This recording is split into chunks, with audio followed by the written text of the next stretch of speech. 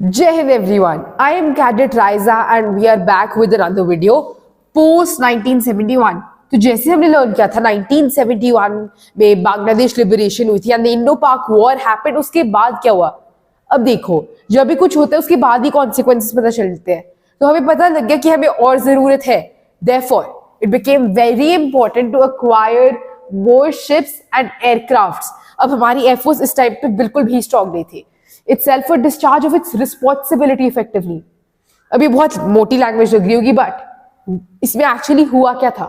It acquired an aircraft carrier. Please don't confuse this.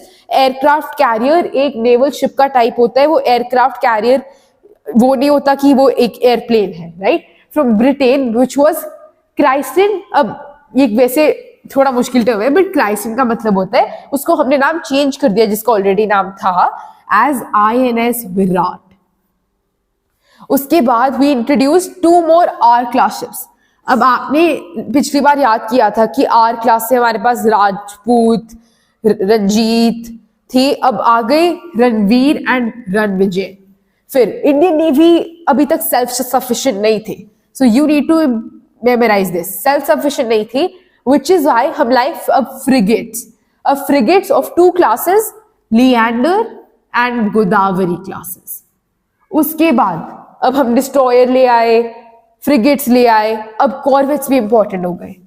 Corvette of Khukri class. अब इसको याद करने के लिए क कॉर्वेट, ख खुखरी, वैसे आप याद कर सकते हैं. एंड अब वॉर हो रहा है, डिफेंस करना है, तो ऑब्वियसली मिसाइल बोट्स को लाना ही पड़ेगा. Therefore missile boats of Nishank class. इसकी और कोई क्लास ही नहीं होती है, this is always Nishank class, तो इसे याद करना बहुत ईजी है. And then submarine of Shalki class, Sir Shalki, very easy to remember again, which were built indigenously, मतलब they were made in India. And helicopters of Chetak class, ये आपने सुना होगा. So Chetak, वैसे अगर आप देखोगे terms में, was a horse who was very fast. वैसे ही these helicopters are very fast and these are known as the Chetak class. उसके बाद अब हमने अपनी warship building capacity बहुत ज्यादा increase कर लिया as compared to that time. So the recent production of destroyers, ये तीनों destroyers बहुत ज्यादा important है हमारे लिए. INS Delhi, INS Mumbai and INS Mysore are an example of world class ships built indigenously. मतलब इंडिया में भी हमने बनाई world class ships. The Navy had acquired sophisticated vertical short takeoff and landing. अब इसका मतलब क्या होता है? VSTOL. मतलब इंस्टेड ऑफ जो हमें टेक्निक्स नहीं पता थी, ये नई टेक्निक हमने सीख ली. Vertical short take off and landing. अब आपको इससे क्या समझ आ रहा है कि ऑब्वियसली टाइम रिड्यूस हो गया था ना टेक ऑफ और लैंडिंग का. अब इसके बाद सी हैरियर, जिसको बोला था aircraft from Britain, in the late 80s was taken from Britain, right? And this could take off from the deck of the ships. इससे पहले ये पॉसिबल था ही नहीं हमारे इंडियन नेवी में. So this was the first kind of thing that was required. So Sea Harrier aircraft became very important. अब आया हमारा मैरिटाइम रिकोनेसेंस. अब इसका मतलब क्या हुआ? जो भी हमें स्पाई ऑपरेशंस कंडक्ट करने थे, spy operations not in the wrong sense कि हम दूसरी कंट्रीज पे स्पाई कर रहे थे, बट अगर हम वॉर कर रहे हैं तो हमें अपनी एनिमी की ताकत जानना इंपॉर्टेंट है ना. तो रिकोनेसेंस और maritime reconnaissance is that an anti submarine role.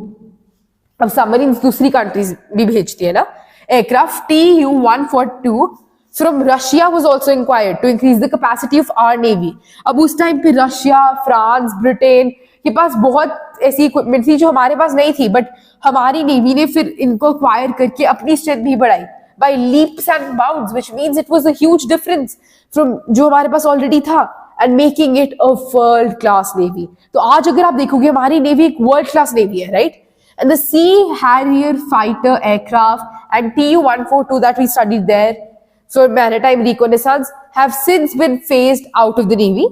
मतलब इन्हें हमें अब नहीं है नेवी में, but they were replaced with the modern. अब obviously अब कोई चीज पुरानी हो जाती है तो उसे फुल यूटिलिटी के बाद हमें डिस्पोज करना पड़ता है. So this was replaced by MiG-29K. अगर आपको ये नाम याद आएगा, this is also the intelligence service of Britain, आप वैसे याद रख सकते हैं, and the P-8I aircraft respectively.